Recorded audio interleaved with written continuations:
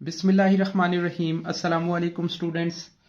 Swiss family Robinson देखें। ओह फ्रीड्स said the pastor ने कहा, मतलब उसने सारोफुली दुख के इजहार से कहा, just became the crew first.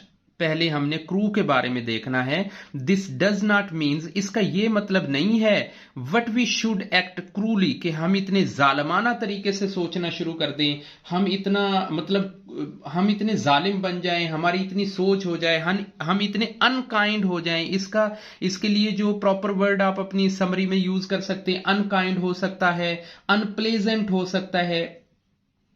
They may be in danger, वो हो सकता है खतरे में हो सकते हैं। एंड नीड आवर हेल्प, और उनको हमारी हेल्प की जरूरत। आवर एनिमल्स, हमारे जानवर। ऑन द अदर हैंड, वो तो दूसरी बात है ना, जानवर तो हमारे दूसरी साइड पे हैं, या उनकी तो दूसरी बात है। Have food for a few more days, कि हमारे पास या फूड जो है वो कुछ दिनों की बाकी रह गई है। The ship doesn't seem to be in danger at the moment, कि ये जो जहाज है ये अभी नजर नहीं आ रहा। द शिप डजंट सीम, के जहाज दिखाई नहीं दे रहा, टू बी इन डेंजर, खतरे में, एट द मोमेंट, इस लम्हे, यानी इस टाइम पे जहाज खतरे में नजर नहीं आ रहा। अब जहाज को डेंजर क्या हो सकता है? देखें, वो ओपन सी के अंदर है, जो वेव्स हैं वो बड़ी तेज आएंगी, लहरें आएंगी, तूफान आएगा। सो इस वक्त समुंदर बड़ा रिलैक्स है, पुरसकून है, ठीक है। So let's go and do it, और आओ और चलते हैं और इसे करते हैं। Fritz has to agree and then he got ready for the journey. Fritz ने एग्री किया, मुत्तफिक हो गया, उसने यस कर दिया, एंड देन, और फिर। अच्छा, ये जो देन है ये THEN देन है, और ये वाला जो देन है THAN देन है। तो दोनों के अंदर फर्क देखना है, ये कंपैरिजन के लिए आएगा, और ये देन तब के लिए आता है जब, या तब के लिए। ही got ready for the journey, और वो सफर के लिए रेडी हो गया। They had not walked very for, वो भी ज्यादा दूर नहीं चले थे, वेरी फॉर, ज्यादा दूर नहीं चले थे।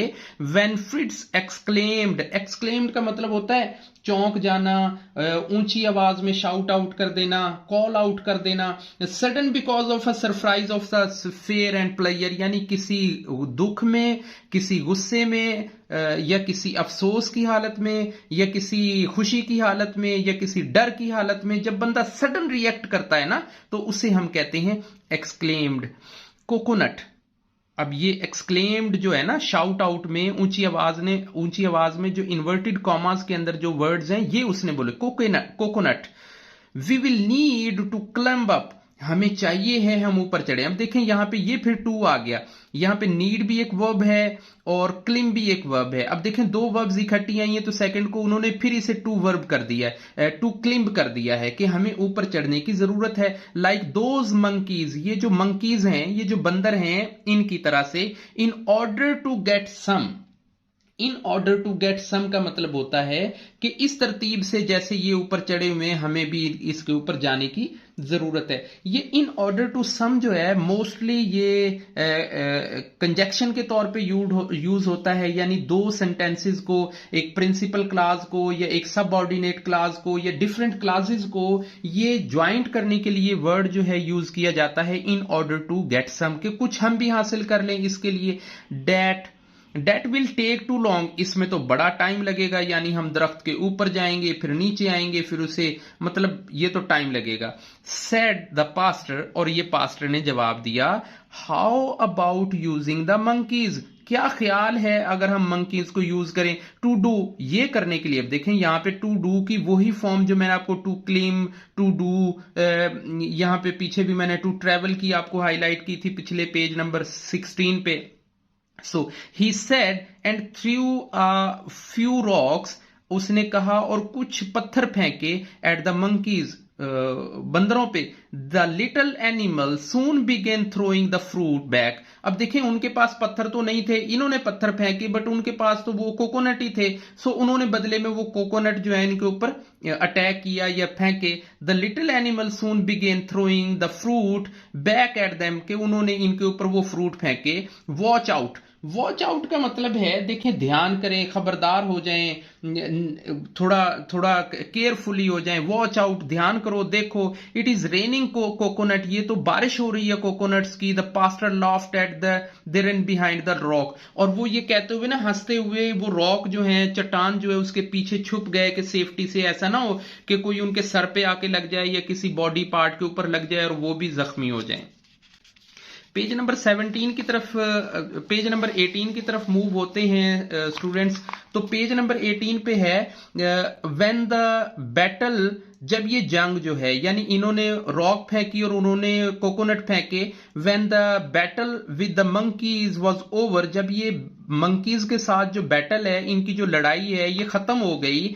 The pastor and the फ्रिट्स picked up, उन्होंने उठा लिए, उन्होंने इनको उठा लिए fresh coconut from the ground, जो ताजा कोकोनट थे ग्राउंड से, उन्होंने जमीन से वो उठा लिए, क्योंकि ऊपर से उन्होंने मंकीज ने फेंके थे।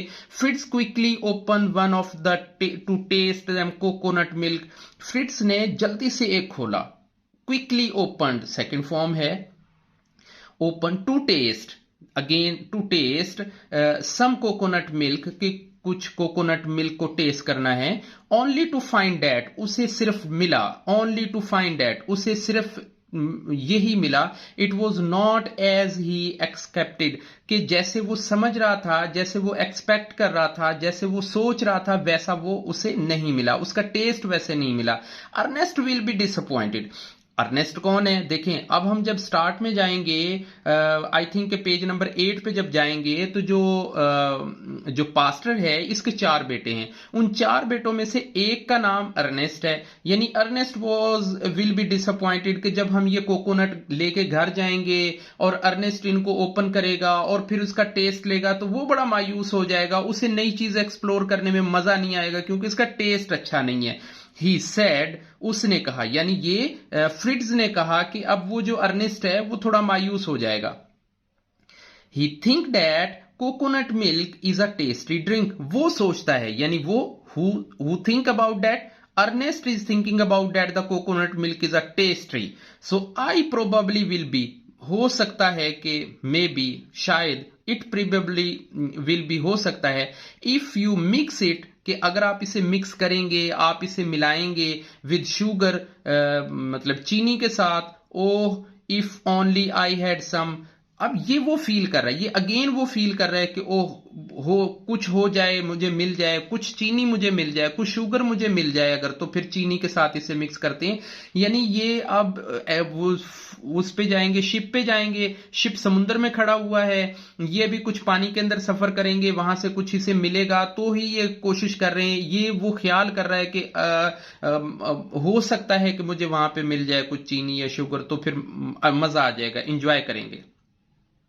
His wish soon came true, उसकी जो ये ख्वाहिश थी, जो विश थी, वो soon came true, कि जल्दी ही वो पूरी हो गई। When a little later, जब थोड़ी देर के बाद, they found, उनको मिल गया, sugar can, यानी शुगर का वो कैन, वो जो बॉक्स था शुगर का, वो मिल गया। Mixed with sugar from the sugar cane, mixed यानी उसने मिला दिया, विद शुगर, शुगर के साथ, फ्रॉम द शुगर केन, यानी उस शुगर केन में से शुगर को कुछ मिला दिया। The coconut milk was really delicious, जो कोकोनट मिल्क है वो तो हकीकत में बड़ा डिलीशियस हो गया था। They poured some into the bottles, के उन्होंने कुछ इनको बोतलों में भी डाल लिया। To have for a lunch, अपने लंच के लिए, कि दोपहर के खाने में काम आएंगे। And by the mid day, और जब आधा दिन गुजर गया, जब लंच टाइम हो गया, फाउंड, उनको पाया, यानी ये जो लिक्विड था, ये जो कोकोनट मिल्क था, ये उनको फील हुआ, that the mixture in their bottles, कि ये जो बॉटल्स के अंदर जो मिक्सचर हमने मिला के रख लिया था शुगर का और इसका कोकोनट मिल्क का, हैड बिकम इवन स्वीटर, कि ये बड़ा ही मीठा हो गया था। The heat had made it tastier, के जो ह्यूमिडिटी थी, जो हीट थी, जो दिन की आहिस्ता आहिस्ता गर्मी हो रही थी, उसने इसे बड़ा टेस्टियर कर दिया था, बड़ा अच्छा कर दिया था। एक्सप्लेन द पास्टर ने एक्सप्लेन किया। लेटर दो, अगरचे, लेटर दो, अगरचे बाद में, इट विल बिकेम सोर, ये खट्टा हो जाएगा, ये कड़वा हो जाएगा, because of fermentation. Fermentation basically होता है किसी चीज को गर्म करके जब उसे उसके जो मॉलिक्यूल्स होते हैं, एक केमिकल रिएक्शन, ये बेसिकली एक ना केमिकल रिएक्शन का नाम है। और आई होप कि अगर आप अपनी साइंस की बुक में जो मॉलिक्यूल और एटम्स के बारे में पढ़ेंगे तो वहां पे आपको फर्मेंटेशन का जो वर्क है वो सीखने को मिलेगा कि जब मॉलिक्यूल टूटते हैं और छोटे छोटे पार्टिकल्स में आते हैं तो उसे हम कहते हैं फर्मेंटेशन। यानी जो ग्लूकोज होगी, जो चीनी होगी और जो इसका ये जो कोकोनट मिल्क होगा, ये जब छोटे छोटे पार्ट्स में आएगा तो ये और ज्यादा कड़वा हो जाएगा। ही वॉज राइट, और उसने सच कहा था, यानी पास्टर ने, फादर ने सही कहा था। बाई नाइट टाइम, के रात के वक्त, द डिलीशियस ड्रिंक, यानी वो जो मिड डे का डिलीशियस ड्रिंक था, टेस्टेड लाइक विनेगर, यानी वो सिरके की तरह से वो खट्टा हो गया था। अब सिरका जो होता है ना, ये बेसिकली एक लिक्विड होता है जो नेचुरली ऑर्गेनिकली इसे रखा जाता है ताकि जो फूड होती है, जो खुराक होती है, उसे प्रिजर्व किया जा सके। सो आज की वीडियो में हम अल्हम्दुलिल्लाह ये ऑलमोस्ट हमारा हाफ हो गया, इतना ही करेंगे। इससे ज्यादा वीडियो थोड़ी लेंथी हो जाती है। नेक्स्ट वीडियो में इंशाल्लाह इसे नेक्स्ट हाफ करेंगे। अगर कोई बात समझ में ना आई हो तो कमेंट के जरिए पूछिएगा, मैं इंशाल्लाह कोशिश करूंगा आपको आंसर देने की। तब तक के लिए अल्लाह हाफिज।